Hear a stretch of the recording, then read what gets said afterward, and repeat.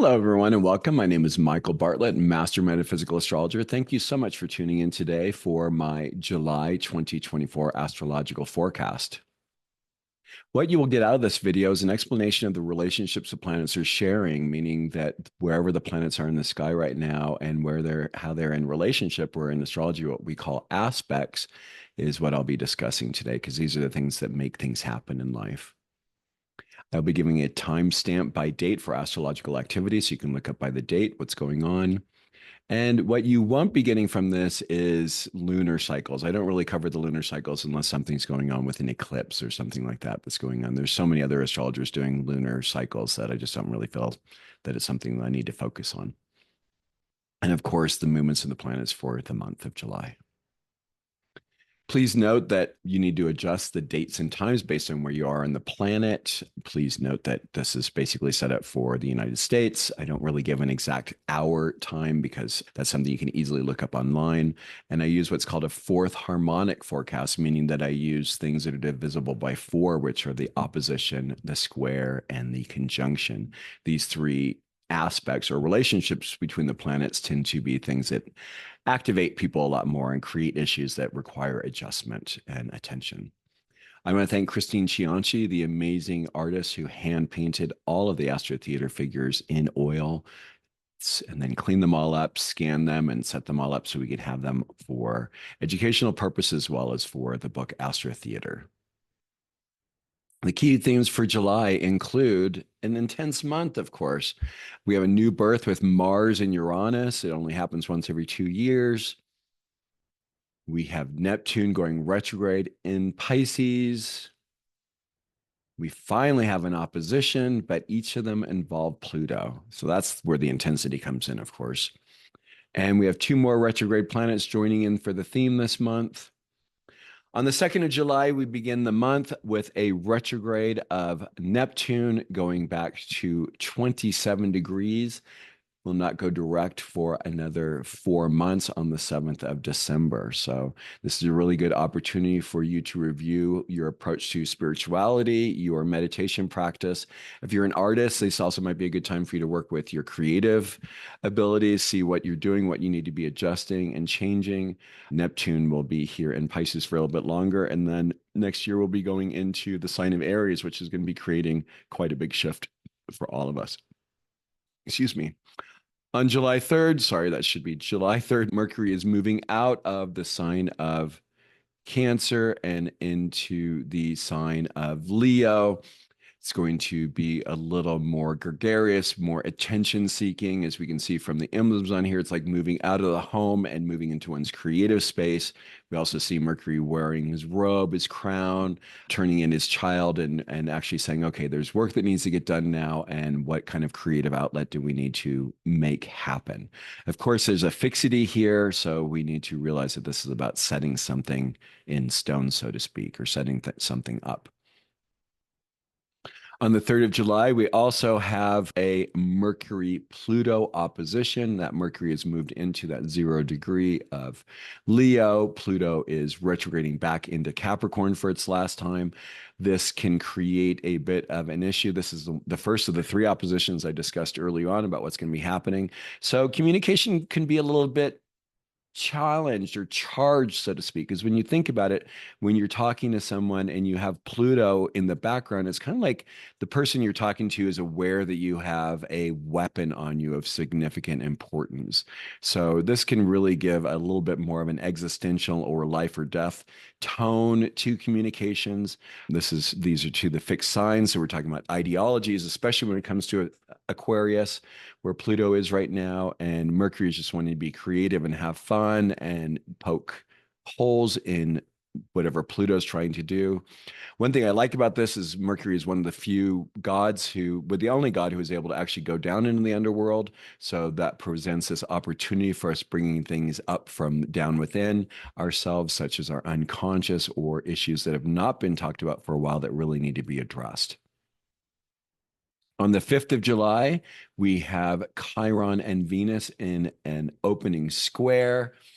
We have Chiron in Aries. We have Venus in Cancer. They originally conjunct or birthed together when they were last had their new moon or their new phase on the 21st of April. So whatever was going on for you in April 21st, you're going to be seeing a bit of a review on that. The first quarter square is called a crisis in action. I like to think of it as taking one step forward and two steps back, or two steps forward and one step back. It's very cautionary. Cancer's also very cautionary. She's not going to really take a chance of making any risks with her children. Of course, as you can see, she's holding her baby, so she's a little bit more dedicated towards something other than herself. Chiron's coming in there and saying, hey, you know, what is it that we're dealing with? What are the wounds? What are the teaching, educating, facilitating opportunities that we have ahead of us that we can change our values and adjust maybe our relationships with family, our relationships with self? How do we value ourselves? All these things are going to be coming up during this time, right after the 4th of July here in the United States, which is the symbol for independence. Aries is a very independent sign. 4th of July happens in the sign of Cancer. So there is an element of seeking and understanding this part of wanting to have freedom, wanting to have independence, but also understanding that independence comes with a cost. Right, we had to fight a war. We had to fight a war with England to separate and become independent. It's similar to what's going on with the Palestinians trying to still create a place that is for them, as well as the Israelis are still trying to create a space that is for them, and finding a way for us all have a right to be is really what's coming up with this energy. On the 11th of July, we have Venus moving out of that sign of Cancer and joining Mercury in the sign of Leo. Leo is, of course, the creative sign, as we can see from the artwork in the background. We have the royal figures ahead of and in there as well. Venus and Mercury, when they come together, are what we call loving communication. So this gives us opportunity to be creatively loving in the ways that we speak, finding ways to understand and embellish ways of speaking so that people can understand it in a more realistic manner. Again, this is a fixed sign of Leo, so we're changing our intentions and saying, hey, this is what I want. This is what I seek for myself. On the 12th of July, we have the second opposition with Pluto. Of course, as you know, Mercury was just over that spot. Now Venus is in that opposition relationship with Pluto. Again, since Venus has to do with values and Aquarius has to do with our humanity and how we look at other people, Pluto is going to be asking us, what are our values? How do we have relationship with one another? Do we need to be the royal we? And this is also speaks back to Mercury being in this position as well. With this opposition, when we're in opposition, it's something that's staring at us right across the way. And we're sitting there going, okay, what is it that I need to deal with? What do I need to do? It gives the opportunity for engagement. It gives the opportunity for communication. It's a threat that is real. When you have Pluto opposing you, it's literally like you can see death walking towards you and challenging your position. So it's very nice that we have Venus and Mercury in the sign of Leo. They can actually kind of handle a little bit better. They can have a little bit more, I want to say fiat lux, which is let there be light, and which is actually in kind of a way it works because that's what Leo is. Leo is ruled by the sun. So let the sun shine out, let the light pour forth onto Pluto so we can see what it is that needs to be adjusted, what needs to be surrendered. Pluto requires a gift. Pluto wants something that you hold very dear that really isn't important to you. So this is a great opportunity to look at it. Maybe you've been in a relationship that's giving you financial peace, but emotionally it's very frustrating or even maybe traumatic and damaging to you, abusive to you. And you're sitting there saying, oh, well, what will I do without the money? I really need this. But your sense of self, your love of yourself, your relationships with other people are all in the balance and all being harmed. This is saying that something needs to be done, something needs to be adjusted. And oftentimes, whatever it is that we hold most dear, when we look back after we've surrendered, we realize that was actually a crutch that was holding us back from what we need to do. So these are tough times. These really require us to be looking at things. And especially if you have any planets in the early degrees of the fixed signs, such as Taurus, Leo, Scorpio, and Aquarius, all of these are going to be very highly activated. There is something that is going to be asking for an adjustment. Any planets that you have between 0 and 5 degrees of these signs would be really highly activated right now. On the 15th of July, we have a first opening square between the sun and Chiron. Chiron is in Aries, as we said before. The sun is in Cancer. They were both together. The sun was right there on Chiron on the 8th of April. So we're looking at this being reactivated energy, like I spoke before. So has to do something really, especially because that was when on April 8th, the sun and Chiron were together in Aries. Aries is dealing with the issue of the right to be, the right to say, I am. And so this is something that has to do with the I amness of ourselves in relationship, again, with our families, whatever our collected family is as well. Are we shining out with our highest gifts and love that we have, or is our light being diminished because there are people in our life or people in our family or people in our relationships who are trying to dim our light, are trying to gaslight us, don't see us? These are all opportunities for us to make different changes and to say, hey, this is not working for me. Can we renegotiate this contract? This is crisis in action, right? So let's renegotiate the contract. Let's make some adjustments and see what we can do. Or do we need to throw everything out and just not be with one another? So this is really this opportunity here that's being presented here in the middle of July. On the 15th of July, we have Mars Uranus conjunct. I don't tend to like this combination because it implies a huge shock, so to speak. Mars is essentially our car in a way. That's our drive, the way we push ourselves through life. Uranus is that which shock, changes, and evolves, gets us to do something very different. So this is going to, and it's in the sign of Taurus, so it has to do with fixity. So this can be road rage. This can be you're driving along down the road and someone cuts you off, and all of a sudden you're filled with this desire to get even. I really don't recommend it. It's going to be really costly. It's going to cause a lot more damage than you think, but it will address whatever the underlying issue is that's going on. So if you really feel the need to buy into that and to challenge that energy, then you're going to really be bringing this forth. It'd be interesting to see what happens in the stock market that day. There's going to be some really good opportunities for people to buy and sell, I would think. Taurus has to deal with that. Also, publishing, coming up with ideas about what you want to do for any kind of writing project or material. For those of you who have planets in the fixed signs, again, Taurus, Scorpio, Aquarius, and Leo, any of those signs are going to be affected by this. So expect to find some sort of a shock or change in the ways in which you go about doing things. I would recommend taking things a little bit slower on the 15th of July if you can.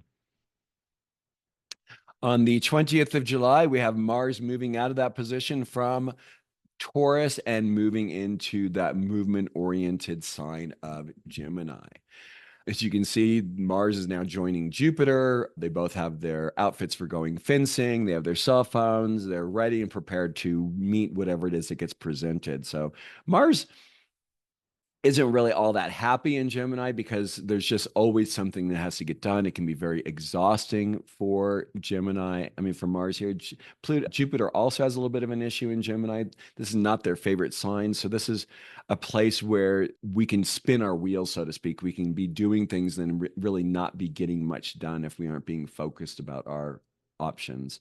I think especially after this Mars-Uranus conjunction that happened, it'll be interesting to see what happens when Mercury goes into Gemini and starts moving the energy in that way. On the 21st of July, we have Mercury in an opening square to Uranus. They were originally conjunct on the 31st of May. So whatever was going on for you, the 31st of May is going to be activated again. Mercury and Uranus have a very interesting relationship. Uranus is considered the higher octave of Mercury. And so when these two get together, this can be quite accelerated information. So for people who have any planets, again, in the fixed signs, you are going to be activated by this. Lots of activation going on in the fixed signs, of course, this month.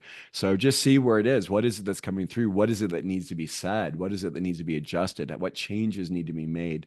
In the fixed signs, Mercury and Uranus aren't so happy because they really seek movement. They seek freedom. And the fixed signs are not about freedom. They are about setting things in stone, so to speak. And so this is kind of a little bit of an irritating energy, but in the ways in which things can be so fixed, this is an opportunity for making the changes you seek, especially those things that we're presenting to you around Memorial Day, 31st of May, 2024. On the 22nd of July, we have the monthly sun changing. So we have now all of the planets moving out of the sign of Cancer, and Sun, Mercury, and Venus are now in the sign of Leo.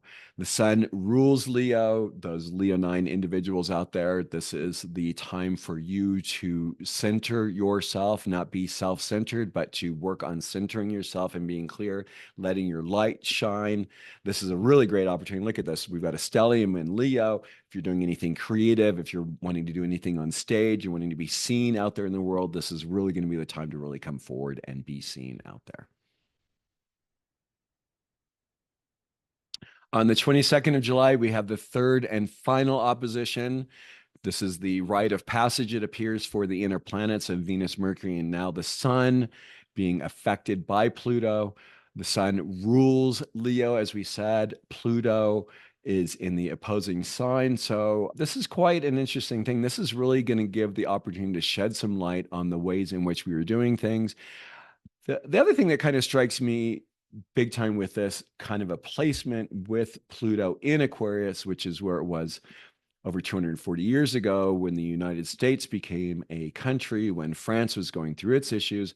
This is a really big time and opportunity for us to see our divine influence as individuals and not a single individual having that relationship with God. So whether that's a priest, whether that's a rabbi, whether that is a monk, whatever, whether it's a king, whatever it is, any of these people who have been placed in a position that has given other human beings the idea that we have to go through them in order to be in relationship with God or the divine or whatever it is, however it is that you say it, this is the time where I think we're clearing this out.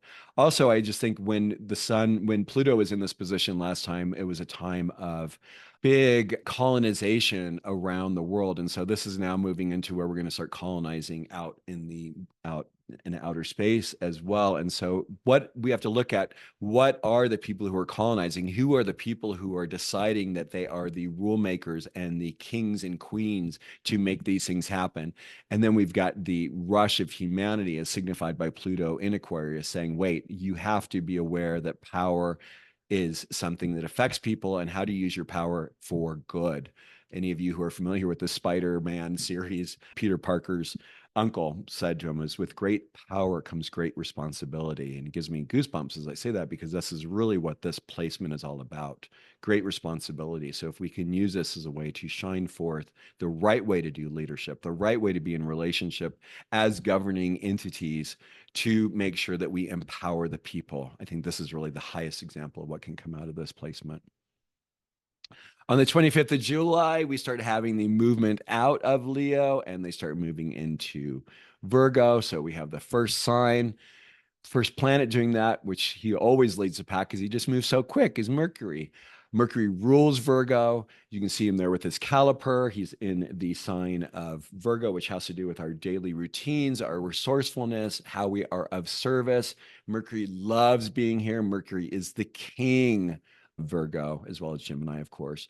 And so this is about getting things done. This is about addressing the issues. This is about talking things, measuring things. What is the right thing? So this is a further discernment that can come in as the proper ways to rule and be in relationship with the people. Then on the 26th of July, we have Chiron going into a retrograde position, and we'll go back to 19 degrees of Aries on the 30th of December. So this is a really great opportunity for us to be reviewing things. This is a huge, powerful month for adjusting our relationships, as it has been for the last few months. And so getting time to review who you are, the right you have to be who you are in relationship to other people, that people cannot gaslight you, that people cannot dismiss you. I mean, obviously they can, but what it's telling you is that they aren't your people and you need to adjust who your audience is, so to speak, who you have around you, making sure that you have people around you who support you, who love you, who see the divine flaws in you and see your inherent beauty and the love that shines forth. It's just a whole different viewpoint. It's when we step away from people who don't hold us in the highest regard, it's very enlightening. It's literally like walking out of a dark closet and into the light. And we don't really know that we've been in a dark closet until we witness the light. So for those of you who are dealing with painful situations at home, with your relationships, with family, with partners, with children, friends, coworkers, this is a month to really be addressing these issues and take the strength back, take the power back, and decide what is true for you and make those decisions going forward. I want to thank you for tuning in. Please share my video with your friends. Please like, please subscribe, please leave comments. I love your comments. Please, if I'm not addressing things as you'd like and you'd like for me to talk about other topics while I'm doing this, please share with it. Please check out my other videos. I'm really making an effort to provide a lot of astrological wisdom out there. Please check out my website. Here are all of my social media platforms. I want to thank you for tuning in today. Wishing you a blessed month here in July. It's not going to be easy, but I send you grace and I know you can do it. Take care. Thank you so much and have a wonderful day.